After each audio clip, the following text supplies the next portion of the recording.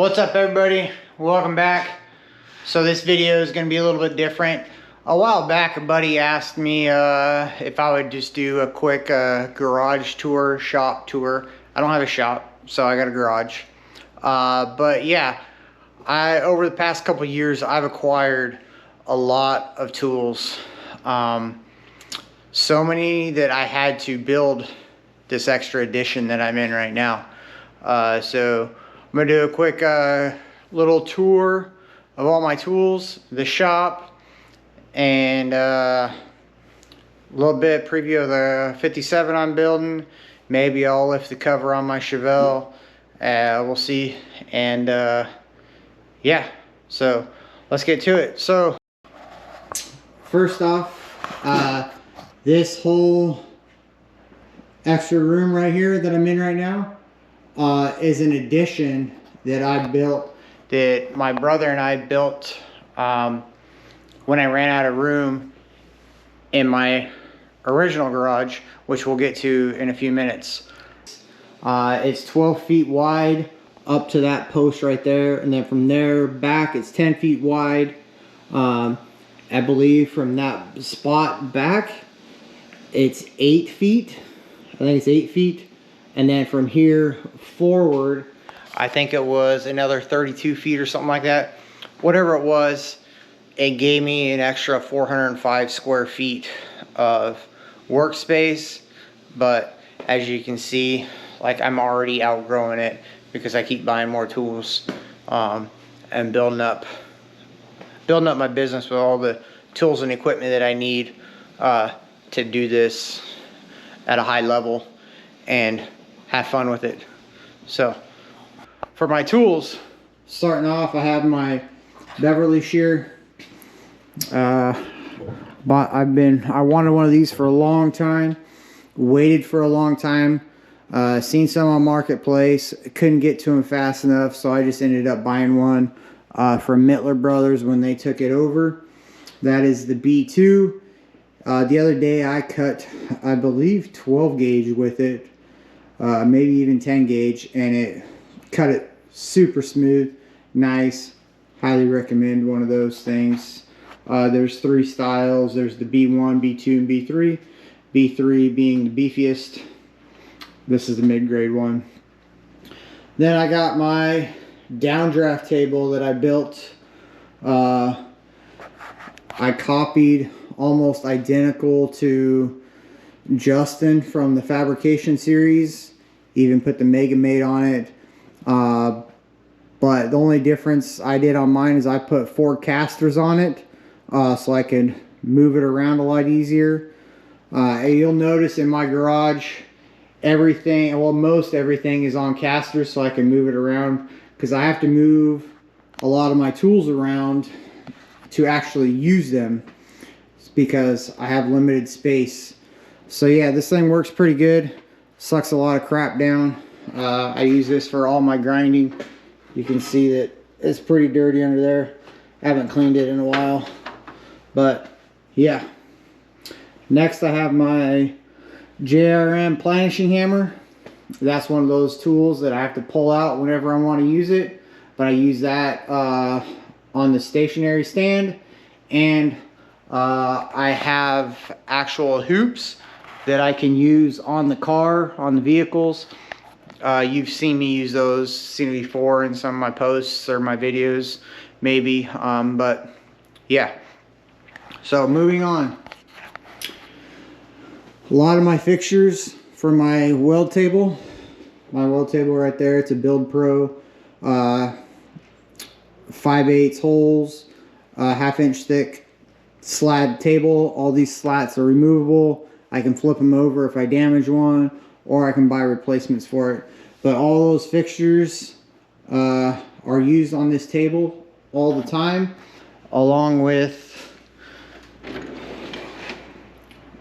all my Fireball squares and all these fixtures as well. There's my brake bending stuff, or tube bending tubes and stuff. But yeah, so this table's great. I just got this edition. This is a Fireball hardtail vise. This is the 5.5 inch one or 5 inch one. It's you can't beat those things. They are amazing. It does. Before I was having problems with items slipping out. This thing doesn't slip out at all. It works awesome. And there is my English wheel that I am building. Currently in the middle of building that up. There'll be videos posting about that too. Make sure to check them out. Yeah, I had to do some step bending in here to bend this. This is 1/4 inch grade 50 steel, and this is 5/16 grade 50. So high tensile steel, very strong, going to be very rigid. Looking forward to getting that done. Moving on, I have all my radius gauges and holes and stuff like that. I just got this one from Cornfield Customs. I can check radiuses of roundness. For example, that is in between a 6 and a 4. Yeah, so that's what that is. Then I have a magnetic brake. Now this was on a stand, but it was taking up way too much space. It was taking up way too much space. The stand was, and I'm limited on space obviously. So I milled out a plate, a mounting plate, and mounted the plate to the weld table, and then mounted the weld table and the brake to the mounting plate, vice versa. Got it all mounted up, and it fits on there and works perfect. It's flush with the table, so it mounts. It works great like that. Safe. It uses 220 power, but since it came with all these finger dies, all these dies right here, plus the 3 dies right there. But since it's magnetic, I can use anything that is magnetic as a clamping fixture. Like I can put a round tube on here and bend around a round tube. Another thing, this thing, get the welder out of the way, is it bends more than 90 degrees. Let's see here.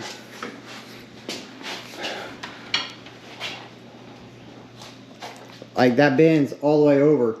So if I needed to bend a piece of metal all the way over on top of itself, like a hem, I can do that with this. As long as it's straight, I can bend it like that with this brake. That's one thing that's cool about this brake that other brakes can't do. I also have carts under here that pull out. Bunch of scrap metal, things for my pieces for my brake, and then another toolbox with some welding supplies and stuff in it. Then over on this side, I got a portaband, chop saw, and a little heater. It's cold up here. Moving on, my welders. So I just got this bad boy yesterday. Typhoon 330 TIG welder with a cooler. That thing welds so smooth. And then I got up here, I got an Everlast Power MIG 275. I don't use that as much, but it does work good. But I prefer TIG welding. It's just me. I'm a better TIG welder than I am a MIG welder now. So I have a problem with buying tools, not knowing how to use them, and then having to figure out how to use them. So I bought a TIG welder, watched some YouTube videos, and went out there and taught myself how to TIG weld, and now I do that better than I ever did MIG welding. So yeah, it's fun. Now this is the big project that's been going on for the past 4 years. It's changed a lot, and there's more changes coming. I'll do a video on that later. That's not what this video is about. So I'm a firm believer that everything in a garage should have a place, a certain place where it's supposed to be. my toolboxes are somewhat organized, but they're getting more organized. I'm printing Gridfinity holders and arranging all my wrenches. So like all those wrenches up there will get reorganized. Some of them will go down here, some of them will go up there, some will get hung up. I got more wrenches in here. This is just a junk drawer. Well, a bunch of other stuff. This was my main screwdriver drawer, but I had extra screwdrivers, so I 3D printed some different screwdriver holders. I moved them over here. All my pliers,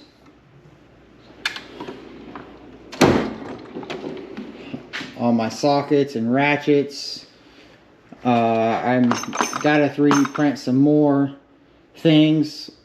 Like, I don't like these because it hits up here, so I'm gonna 3D print some of these for all those, because these are just come out like that. I bought these at Harbor Freight, but the Harbor Freight ones for the 1/2" drive don't go up that high. There's only a few of them in there. I don't know why. So slowly been buying all the sockets to fill these up, because empty holes just drive me nuts. Got to fill them holes.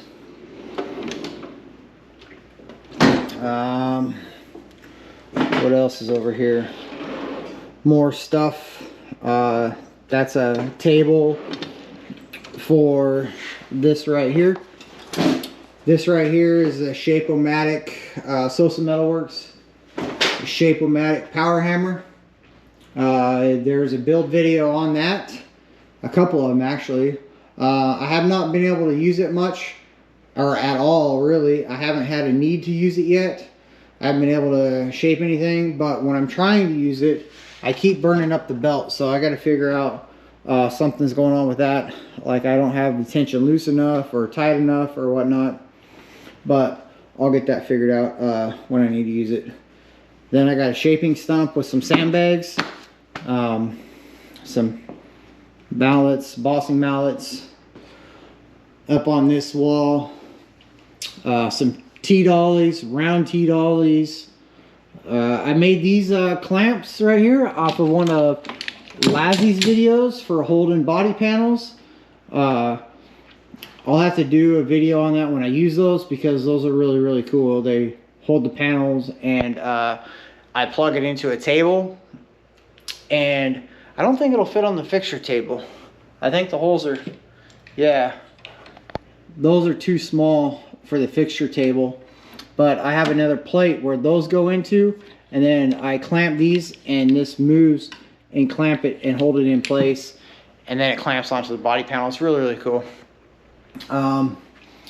C-clamps, all my vice grips, my ratchet wrenches, all my hammers. This pipe sander thing that works really good. It's pretty cool. It flexes. It's got a flexible arm right here that flexes, and it wraps around a pipe, and then you can sand pipes. And then just a hood. So, and then all my air tools. I made these holders for all my air tools, and then my grinders over there. These are my big grinders with my shrinking discs on them. Or a shrinking disc, sander, and shrinking disc. My hoops for my planishing hammer, just the light. Sandblaster. Like I said, when I gotta use stuff here, I gotta move everything around. So to use my sandblast cabinet, I gotta open the door and move it outside. Huge pain in the ass, so I don't get to use it much in the winter. But hey, it is what it is. It's what you get when you're doing all this in a small garage and you got so much stuff in here. All my body hammers, some sanding blocks. I don't really use hardly any of those. My next level blocks are my go-to blocks. I have those over here actually. I'll show those to you real quick. They're just way more comfortable to me. These are all my next level sanding blocks. They work really well. Light grip, and they move everywhere. I don't hardly use these things. I like this one because it can get into round places, but the Durablocks I don't really use at all. It's just here. But yeah. Alright, so there's a bunch of other tools in those toolboxes. I don't want to bore you with looking at all of my tools.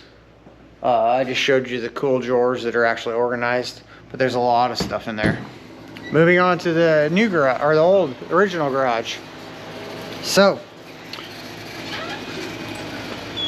over here I got my computer, where I do my programming for the CNC, my SolidWorks, and everything like that. My 3D printer, it's going right now, prints some Gridfinity for the tool organizers. I got lots of bins for storing all parts and pieces and hardware and stuff. Need to get all that organized into some of those. Again, and this thing pulls out. Got those on this side.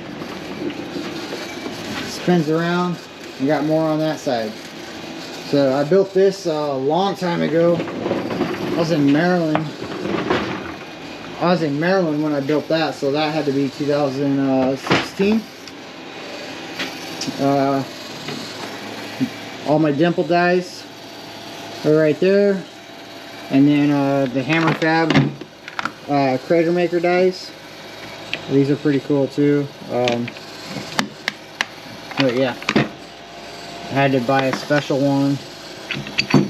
That's a big dimple die. That's a 3-inch. It's a big boy. But then all my other ones, torque wrenches,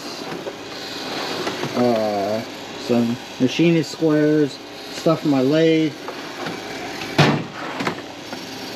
more these are calipers, digital calipers, stuff for the mill and lathe, more stuff for the mill and lathe. Just lots of tooling. And then I got some calipers down there. So yeah, lots and lots of tooling. Now over here, my Shop Saver plasma CNC. You've seen me use this a lot. When it's not in use, I put this wooden table on there with some of that pink high density insulation foam. Screwed the wood through that, or screwed that to the wood, and it gets used as a table, as you can see, quite a bit when the car's getting parts coming on and off the car. This gets used as a table. I got a water separator up there to dry the air as it comes out of the air compressor. My air compressor is behind the press brake, which is another one of those tools that I bought not knowing how to use and had to figure out how to use it. So I bought that, had to learn how to use it. Bought that, had to learn how to use it. Bought my mill, still trying to figure out how to use it. Bought my lathe, still trying to figure out how to use it. Bought a Bailey bead roller. This is my first bead roller. Was doing all my artwork on it. You can see up there, that's one of my signs. So I bought this and started doing artwork signs with it. Here's the piece that I started and haven't finished, but yeah. So it's a good bead roller. I wish if I was gonna do signs, I wish I would have bought the Miller Brothers one. It's a little bit better, but for automotive stuff, car stuff, you can't beat the Lassie. In my opinion, that is the best bead roller on the market. He's got a Gen 2, but unfortunately he's not making them anymore. But this thing, that one's a 3/4 horsepower motor, and it does 16 gauge steel like nobody's business. Lots of dies, lots of options, so many different profiles that you can do with that thing. Great bead roller. This is just a box of jack stands and parts for my rotisserie that I'm getting ready to set up, because I'm getting ready to pull the body off the 57 and put it back on the rotisserie. But something I skipped over here was my mare braid. Now this belt sander here, this thing, I use that like on a daily basis. That thing gets so much use. I bought it not knowing how much I would use it, and I don't know how I ever did half the stuff I do without it. I use that thing constantly. Here's another one. I just bought this thing for the air. That's my shrinker stretcher, my small shrinker stretcher. Built a stand for it, and now I got air power that runs my shrinker stretchers. I also have a deep throat shrinker stretcher that's foot powered, and I use that quite a bit. Also, I'll actually probably buy another one of those because I hate swapping out dies. Back there I have a jet bandsaw, horizontal bandsaw. They can also go vertical. And then my air compressor, I bought that thing in 2006 and it's still going. I've had to replace the motor 3 times, but that motor right there is the biggest one that I've ever put on it. I don't remember what it is, but it was twice the money. So hopefully it don't go out for a long time. Hopefully the other part goes out, and then if it goes out, I'll either replace it or just buy a whole new compressor. Probably buy a whole new compressor because that thing's loud. I'll get one that's quiet. Yeah. So the press brake. This is a Tommy Industrial 5-foot wide 45-ton press brake.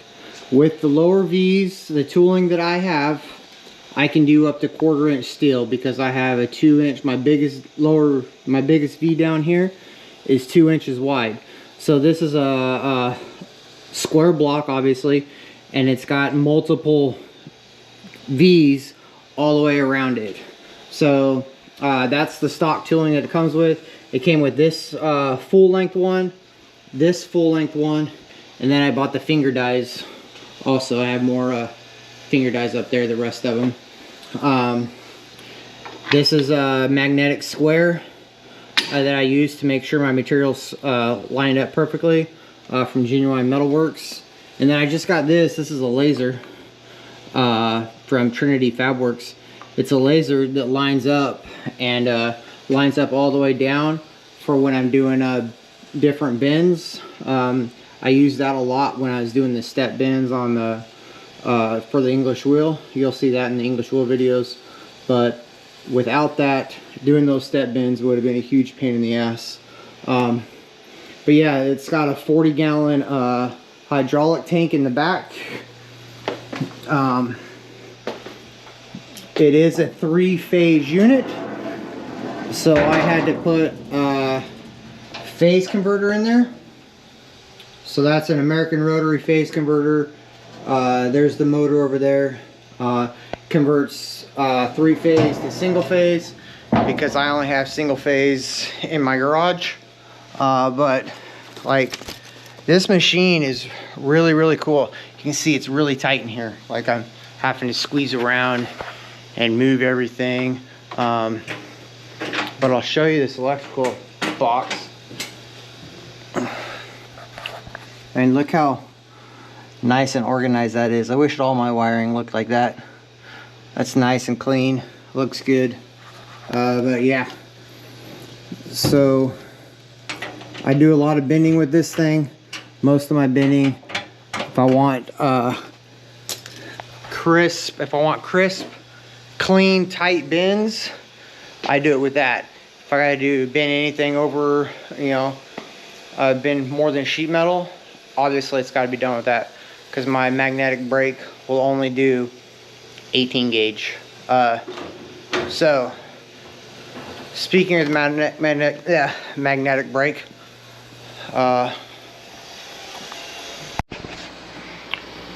okay, so my mill, this is a Bridgeport mill and Accurite CNC on it. So this DRO here, I turn that on. It controls all 3 axes. So I picked that up off of Marketplace. I got a really good deal on it. I couldn't believe it. The whole head was completely rebuilt. The Accurite system was fairly new, or hadn't been used that much. This is it's older lot technology, but it still works really good. That Bridgeport is in really good shape. I got it for a killer deal. See, that even looks old. That looks like 1980s video games. But yeah, works great. And then my lathe is a closing lathe. It's 6339 is the number on it.